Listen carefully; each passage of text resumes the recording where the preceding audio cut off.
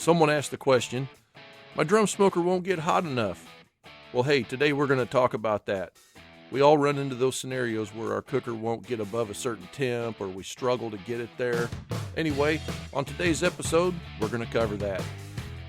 Hey, you're listening to the Barbecue Culture Podcast.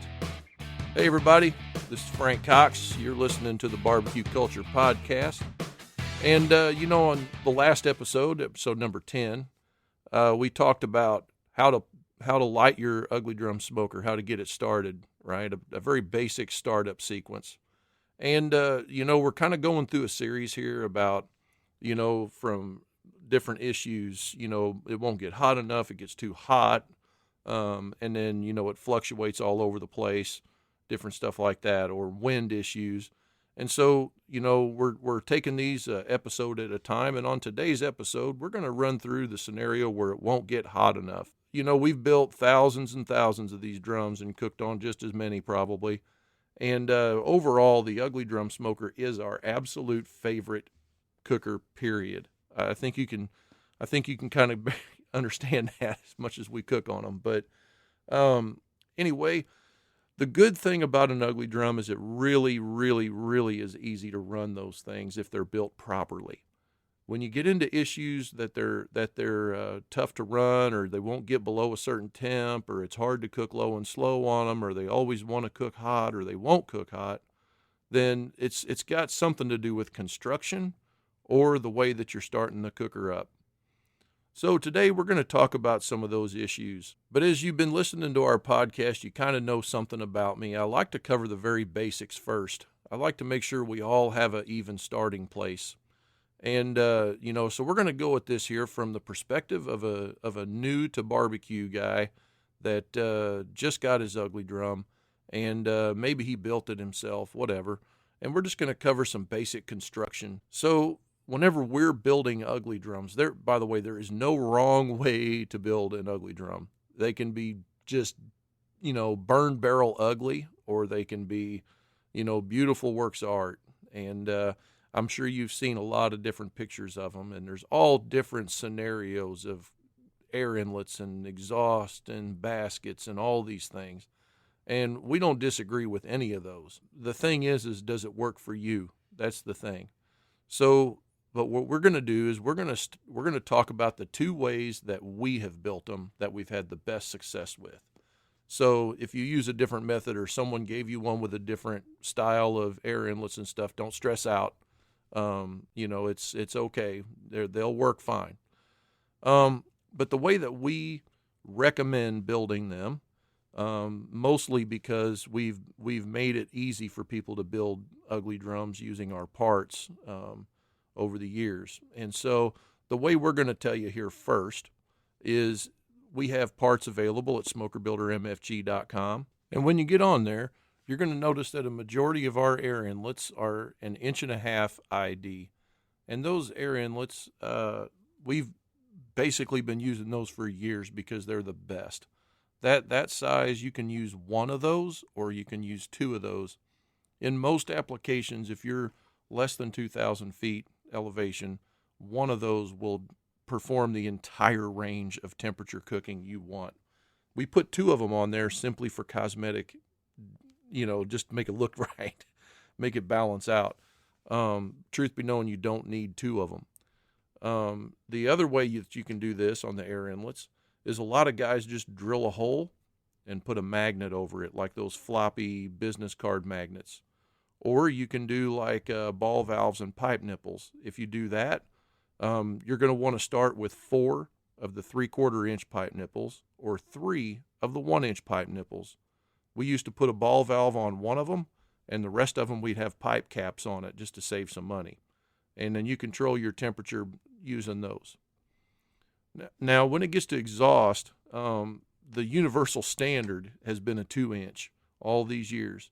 Why do we use a 2 inch exhaust? Well, honestly, the old lids used to have a 2 inch bung in it. That's 2 inch pipe thread. And it was just easy just to screw something in there. As a matter of fact, I used to not even screw anything in there at all. I would just take the cap out, and when I'm done cooking, put the cap back in. Like I said, there is no wrong way to do this. Our air inlets and smokestacks are designed because they work the way they are because they work the best that way. The next component of construction is a charcoal basket. Now, smaller baskets aren't going to burn as long. Bigger baskets are going to burn longer. Round, square, it doesn't matter.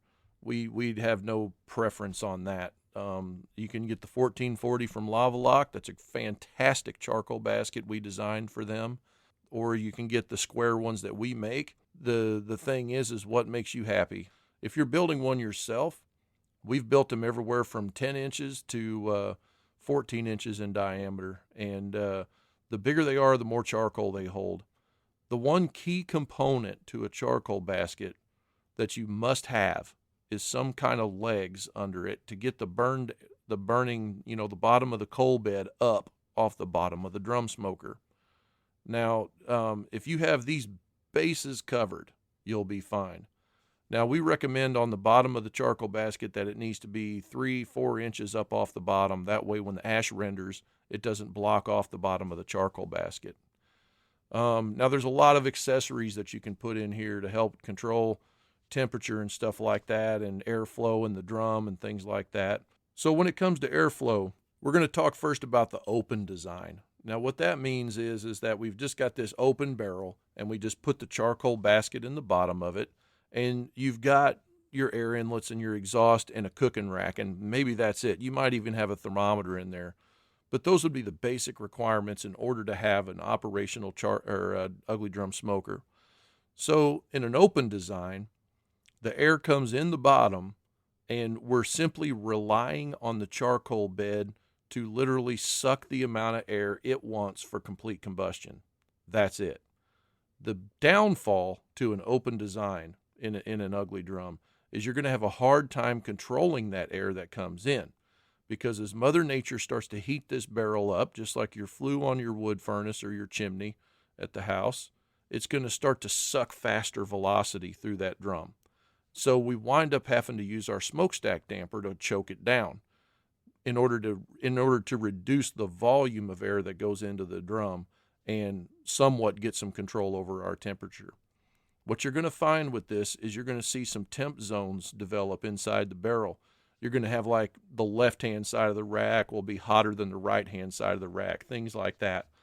Not a huge deal. You can compensate for that in your cooking style. The downfall is when you get wind currents that are blowing across this drum, it can be a pain to deal with that in there. So what we did is we made them to where those air inlets come up. That was the first modification that we started using. Other people had done it, but we incorporated that into our design. And we noticed that whenever the air inlets come up, it reduces the amount of wind that blows directly into or directly across at the base of the barrel where our combustion air is coming in the drum. And that gave us a little bit more control over that. The next thing we decided to do, of course, everybody was saying heat shield, heat shield. We don't want to ruin our paint jobs. And back in the day, our pride got in the way and we were like, you don't need that. But we decided to incorporate that into our design. Back in the day, we had a company called Iron Man Cookers, and we started putting the heat shield in there, and because we kept getting requests for it. Well, we noticed that you got to have air that comes in the air inlets that has to get inside the heat shield somehow to get to the charcoal basket, so we put holes around the bottom.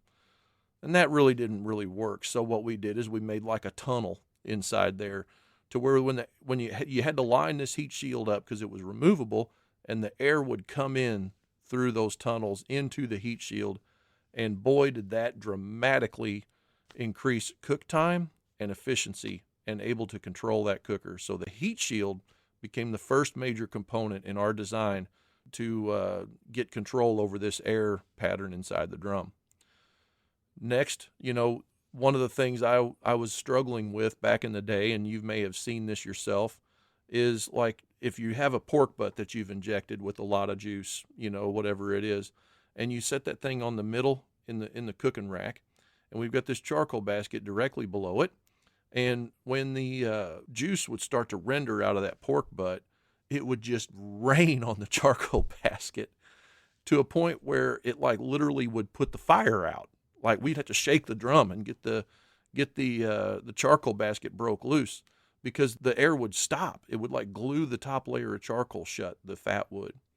So we started putting just a flat piece of metal on top of the charcoal basket and called it a baffle. Now, people probably been doing that for a long time, pizza pans and different junk like that, but we actually made a baffle. We made a round plate. Ours was just flat with a handle on it. And, over time we noticed that this makes a huge difference in not only flavor, but control of the cooker. So we started experimenting with different kinds of wheels and different patterns and stuff like that. That's when we came up with our adjustable baffle plate, because we figured that, how do you really know how much restriction you need on top of the charcoal basket to get control of this thing?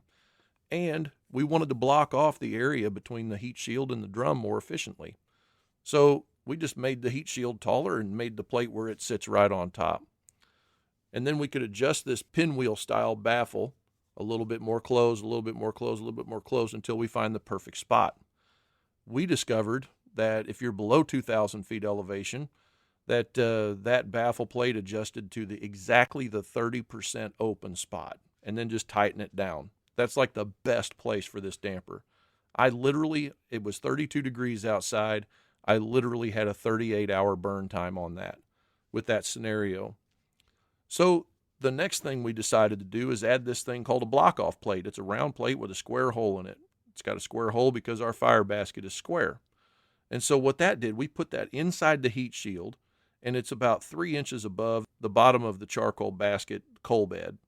And what the intention was there is that when the air came into the heat shield, we want to force all of that air to go through the coal bed 100%. We don't want no combustion air going around the charcoal basket due to Mother Nature and the chimney effect. So we put that plate in there, dropped our basket in it. Wow, did it change things. It's amazing. So what we call that, when you get that entire system there, we call that fully loaded. So I prefer to cook on a drum smoker that's fully loaded. It's got a heat shield, it's got a baffle plate, it's got a block-off plate, it's got a good square charcoal basket with all the air holes down below, and we don't have any on the new Draftmaster. We don't have any holes above that block-off plate. This way that once the air comes up, the warm air mass from the coal bed, it comes up and hits the bottom of that baffle plate, and the baffle plate gives some restriction there that prevents it from just blasting straight up the way Mother Nature intended. And we're going to wind up with a nice, evenly distributed air pattern through that baffle. Now, that's not a cheap part. So we decided to make a cheaper version. That's where the fire dial came from. And then later on, we made that for Lava Lock. And then later on, after the fire dial, came the Super Tuner. We just released that not long ago. And the Super Tuner is designed to be, affordable and a better version of a pizza pan because you can adjust it. So anyway, we like adjustable things. The next thing we're going to get into here is let's just say that you don't have all of this stuff in there. Okay, you don't have the fully loaded drum. We're dealing with the open design. So we're going to get into some adjustments. Keep your charcoal chimney handy. You're going to need this. Okay, so let's say we're cooking outside, and we've got our open design inside of our drum, and it's just a charcoal basket sitting in there. There's no baffle. We got the cooking grate on it, and we've got some kind of air inlets at the bottom, whether it just be holes that you drilled and magnets you're moving, or it's got the pipe nipple design, or you're using air inlets that we make. We're going to have to do something to slow the air down once it gets into the bottom of that drum. We want to have it convecting in there. We don't want it to just come in and blast straight up and exit the barrel. That's going to cause trouble.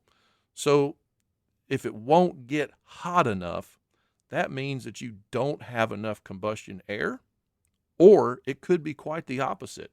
You've got way too much, and your drum is just, all the cold air is just rising up to the top and skipping the coal bed, right? So in order to get control of that scenario, actually, let me go one more step. Watch your air inlets when you have this trouble, because if you have a downdraft in the drum, you'll see a little poof of blue smoke come out your air inlet. Pay attention to that, because that can also be, even though you're burning through charcoal and your 12 pounds of charcoal only lasts 10 hours or 5 hours or something like that. It's got nothing to do with you don't have enough fuel. It's all draft, 100%. You've literally got air drafting downwards, which is causing the smoke and the warm air mass to like poof out the air inlets. It's a downdraft scenario. How do you fix that? Okay, we're going to take the charcoal chimney and we're going to take it and turn it upside down on top of your exhaust on the drum. Why would we do that? Well, because what that does is if you ever look at flues on chimneys or furnaces at your house or whatever it is, you'll see this weird looking contraption on there that's got a bunch of louvers in it and like screen in there and stuff like that, and it's got this weird cap design.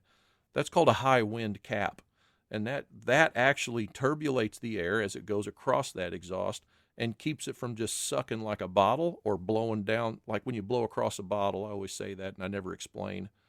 You got an open soda bottle and you blow across it, directly across it, and it literally pulls a vacuum on that soda bottle, and that's what's happening inside your drum. It's either sucking up or the air's blowing directly into the barrel. So if you put that chimney upside down over your exhaust, that will change the game for you 100%. The next thing you got to look at is your air inlets down below. Is the air blowing directly across them, or is it blowing directly into it? Because either way will mess you up. So you want to rotate your drum and get it, stick burner guys just take this for granted, but you want to turn that drum and get the wind, where it's not perpendicular, but blowing at a quartering towards or quartering against instead of blowing directly into it. So what if you've got baffles and you're having a hard time you've got the baffles, you might have the entire deal, and you're still having a hard time getting your temp up. Okay, well, we want to make sure, first of all, that our air inlets are big enough. If you're using like pipe nipples, like I said before, I've seen guys use just 1 3/4 inch or 2 3/4 inch pipe nipples. While in some scenarios that might be enough, but if you're at higher elevations, it's not going to be enough. Higher elevations, the air is less dense, therefore it has less oxygen in it, therefore it's going to burn lower. And if you ever want to test that theory, try cooking on a stick burner. It totally changes the game. So when you got your ugly drum and you're having trouble, you're burning through charcoal and you got the fully loaded deal and all of that stuff, and you just don't understand why your fire keeps going out or you're not running hot enough, it's going to have something to do with your air inlets or your exhaust. Either your exhaust isn't big enough or your air inlets aren't. Now, even if you did make your air inlets big enough, let's say that you don't clean your drum very often. I've seen it where ash buildup and grease buildup get inside the air inlet, especially on uprights. So you want to keep your drum clean. You want to make sure that those tubes are not blocked with whatever got into them when you was hauling the drum last or whatever it is. And just keep your air pattern in mind. If you have a heat shield, but you don't have a baffle plate to block off the edge between the heat shield and the drum, this will also cause that problem. The heat shield, our heat shield that you buy from smokerbuildermfg.com, requires a baffle plate. Just keep that in mind. You can use the baffle plate without a heat shield, but you can't use a heat shield without a baffle plate. You got to have it to block off the edge so that the air is forced into the charcoal basket. Anyway, I hope that helps. Give you a few tips there. Shoot us a message on either Smoker Builder MFG Facebook page. We'd sure like to hear feedback from you on our Ask form. And you can get there from ask.thebbqculture.net. And when you go on there, it's just going to ask for your email address so we know how to reach you. And it's going to have you put your full name. That way we know your name, because names don't match email addresses. And then it's going to have a little field off to the right. And all you got to do is just put your question in there, put your comments in there. And if you like the show, leave us a review. Till next time, light a fire, invite somebody, convert them to the barbecue culture. See ya.